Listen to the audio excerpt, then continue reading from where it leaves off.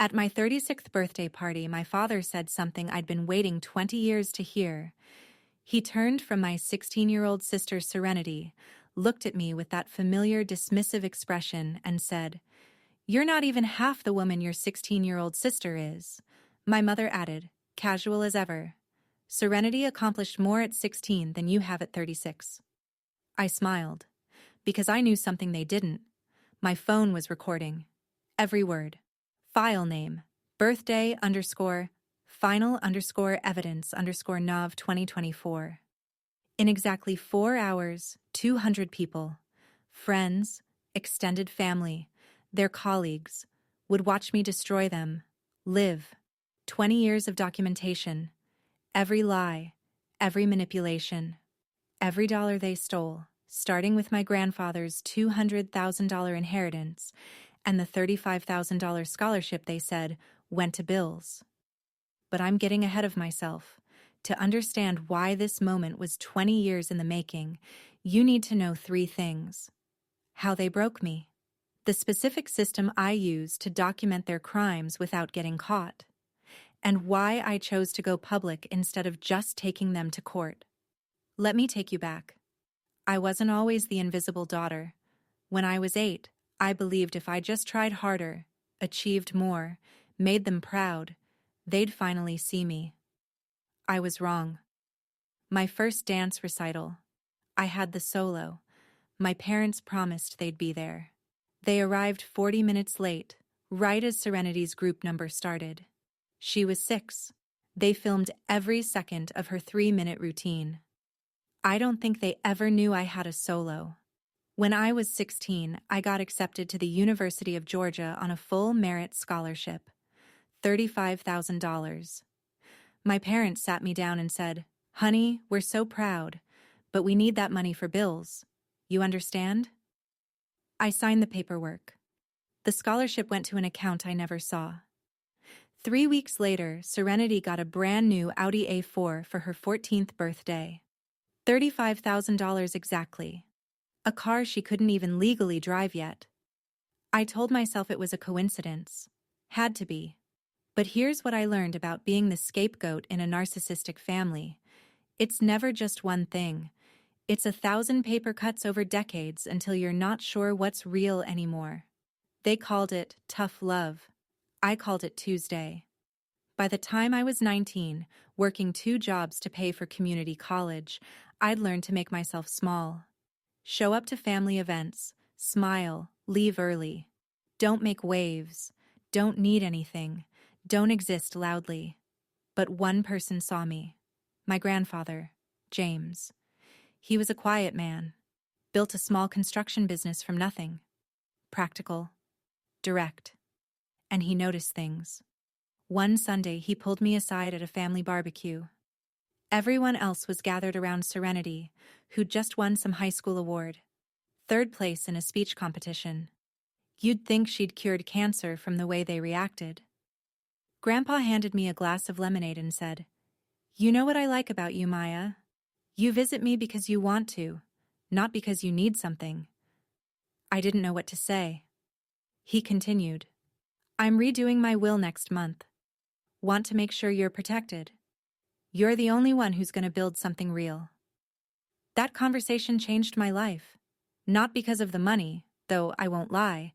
Knowing someone believed in me enough to leave me something meant everything. But because for the first time, someone in my family looked at me and saw value. Over the next 15 years, Grandpa and I got close. I'd help him with yard work on weekends. He'd teach me about running a business, managing money, reading contracts. Practical skills my parents never bothered with. "Paper beats promises every single time," he'd say. "Get it in writing." I didn't know how prophetic that advice would become. When I was 34, Grandpa got diagnosed with dementia. Early stage. He was still sharp, still himself. But the doctors said he had maybe 2 years before things got really bad. He called me into his office one afternoon, showed me his will. It was clear. Simple. I'd inherit his house and $200,000. My parents would split another $150,000. Serenity would get $50,000 for college. "Don't let them gaslight you about this," he said. "I'm giving you the house because I know you'll take care of it. I'm giving you the bulk because you earned it. They didn't." I hugged him, told him I loved him, told him he didn't have to worry about me. He smiled that quiet smile.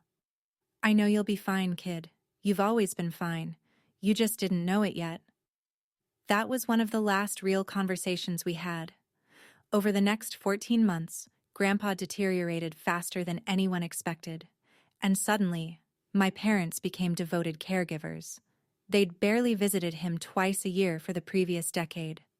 Now, daily visits, taking him to appointments, handling his paperwork.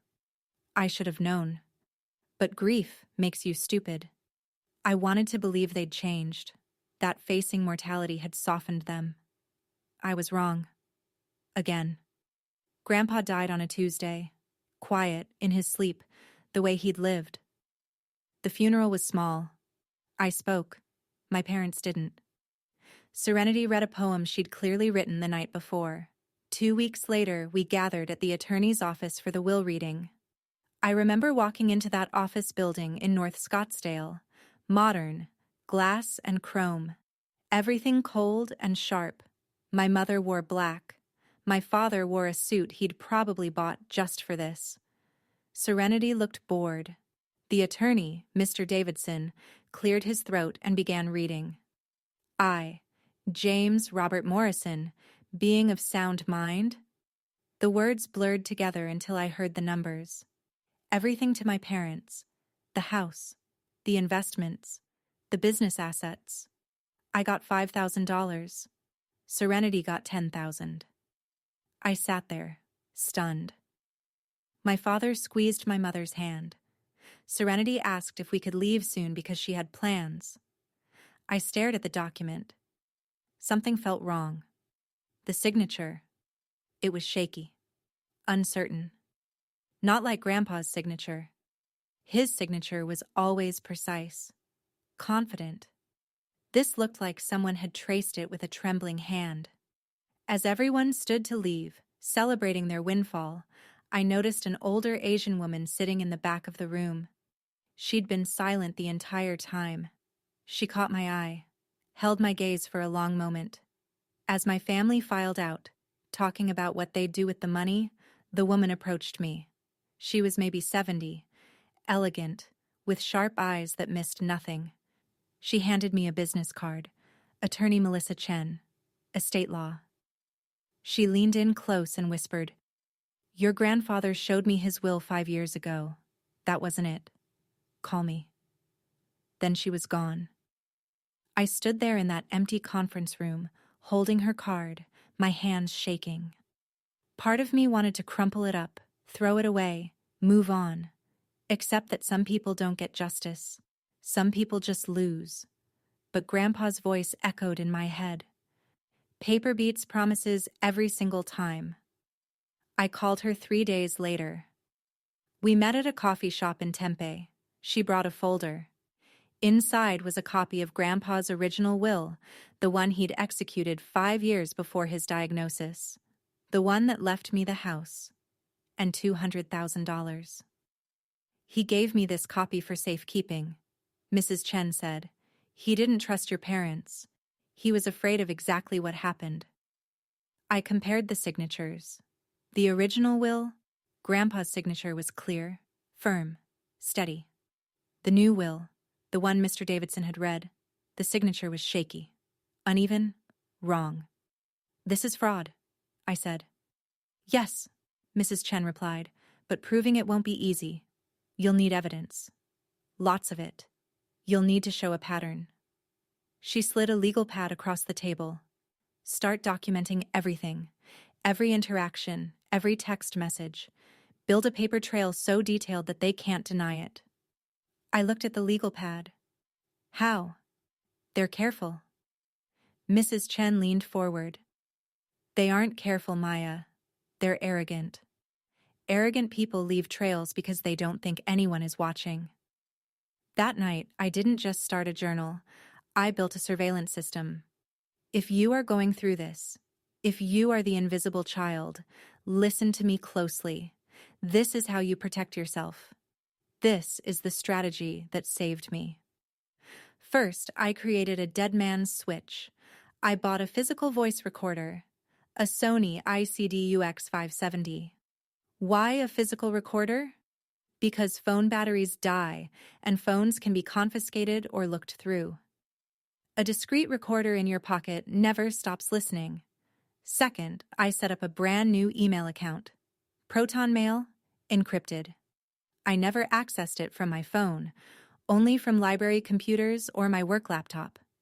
I scanned every document, every receipt, every strange medical bill I found in Grandpa's trash, and emailed it to that secure account.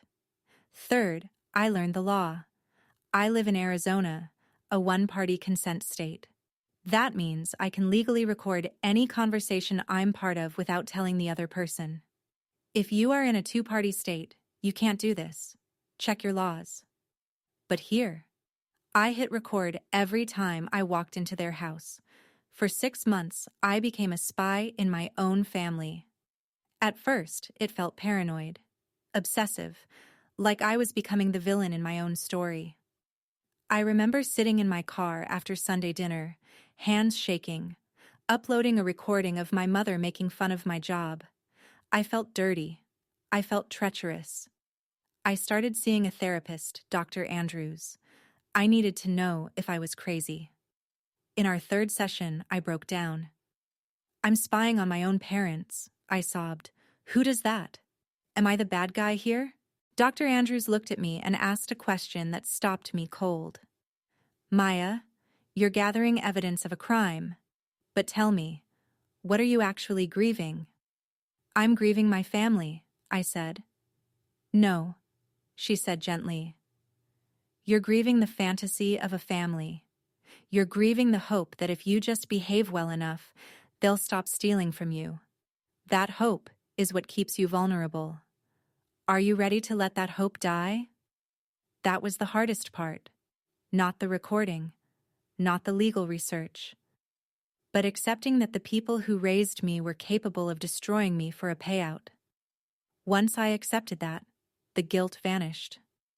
It was replaced by something colder, something stronger. And over the next few months, my family handed me everything I needed, because they thought I'd given up. My father left voicemails bragging about the inheritance. Finally got what we deserved from the old man. I saved everyone. My mother sent texts to her sister. Maya's too weak to fight us anyway. She never had any backbone. I screenshotted all of them, but the real breakthrough came 4 months after Grandpa's death. My parents were having a party, some real estate deal they'd closed. I showed up, smiled, brought wine, played the role I'd perfected over 36 years. Late in the evening, my father had too much to drink, started telling stories, and that's when he said it, loud enough for his friends to hear. You know, the old man wanted to leave everything to Maya. Can you believe that? After everything we did for him? So we had to get creative, found a lawyer who understood the situation, handled it. His friend laughed. Handled it how? My father grinned, tapped his nose. Let's just say, when someone's got dementia, signatures can be flexible. I was standing in the kitchen doorway, my phone in my pocket, recording.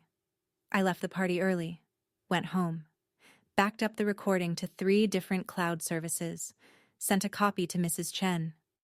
That's it, she said. That's your case. Confession to forgery. I should have felt victorious, but there was one more piece of the puzzle I didn't have yet. One final nail in the coffin. It happened the night before my father's birthday party, the night before I planned to go live. Mrs. Chen came to my apartment. She looked pale. She was holding a stack of papers. I found something, she said. I was digging into your grandfather's medical bills, the ones your parents claimed they paid. She laid the documents on my coffee table. Your parents told the entire family they sold their rental property to pay for James's end-of-life care. They claimed the bills were over $50,000. That was their moral justification for taking the inheritance, right? I nodded. They said they sacrificed everything for him. Mrs. Chen slid a collection notice across the table. Maya, they didn't pay a dime. I stared at the paper. It was a final notice from Memorial Hospital. Amount due, $14,000. Past due, 8 months. They let the bills go to collections, Mrs. Chen said, her voice shaking with anger. Your grandfather died thinking he was a burden. He died worrying about money, while they pocketed the cash and let his credit be destroyed post-mortem. That was the moment. Before that moment, I still had a tiny sliver of doubt, a tiny voice saying, maybe they just made a mistake. But looking at that unpaid bill, knowing they had lied to everyone, to the church, to the neighbors, to Serenity, about being these self-sacrificing caregivers while they let my grandfather rot in debt, that killed the last bit of daughter in me. All that was left was the witness. I'm going live tomorrow, I told Mrs. Chen. And I'm not just exposing the will, I'm exposing this. The next day, my father's birthday, I woke up at 6 a.m. The party started at 6 p.m. My Facebook Live was scheduled for 8 p.m. At 6:30 p.m., I arrived at their house. Big suburban place, cars lined the street. I could hear music, laughter. I walked in. My mother hugged me, brief, obligatory. So glad you could make it. My father was holding court in the living room, telling a story, everyone laughing. He saw me, gave a small wave, kept talking. Serenity was in the kitchen, taking selfies. She glanced at me. Oh, hey Maya. I smiled, poured myself a glass of water, checked my phone. 7:45 p.m. At 7:55 p.m., I went to the bathroom, pulled out my laptop, connected to their Wi-Fi, opened Facebook. My live stream was scheduled to start in 5 minutes. I looked at myself in the mirror, took a breath. Grandpa's voice in my head. Paper beats, promises every single time. At 8 p.m. exactly, I hit Go Live. The notification went out to 200 people. My father's friends, my mother's colleagues, extended family. I walked back into the living room, my laptop in my hands. The stream was live. 15 viewers, then 47, then 103, then 200. My father was in the middle of another story.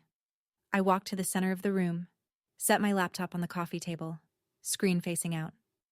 Excuse me, I said. Not loud, just clear. The room went quiet. My father looked at me, confused. Maya, what are you? I'm going live, I said. I pointed at my laptop, the red recording light.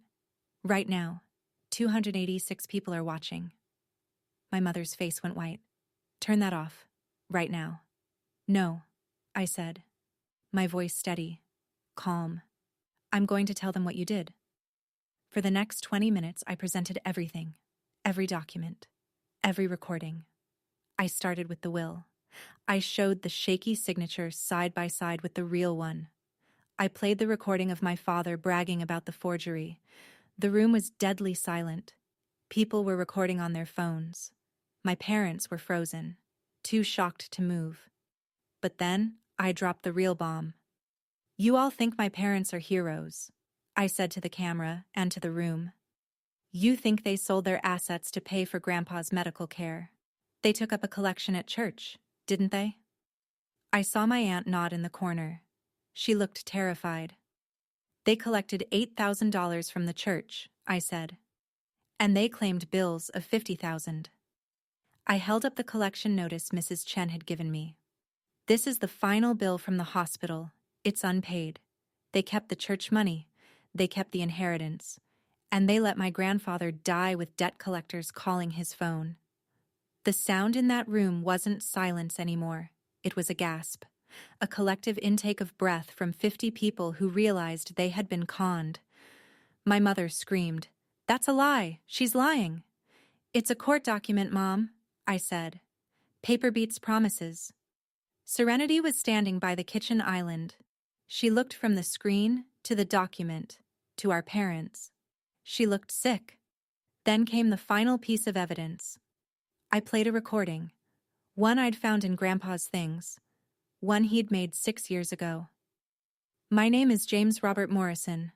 I want my granddaughter Maya to have my house. She's the only one who cared about me, not my money.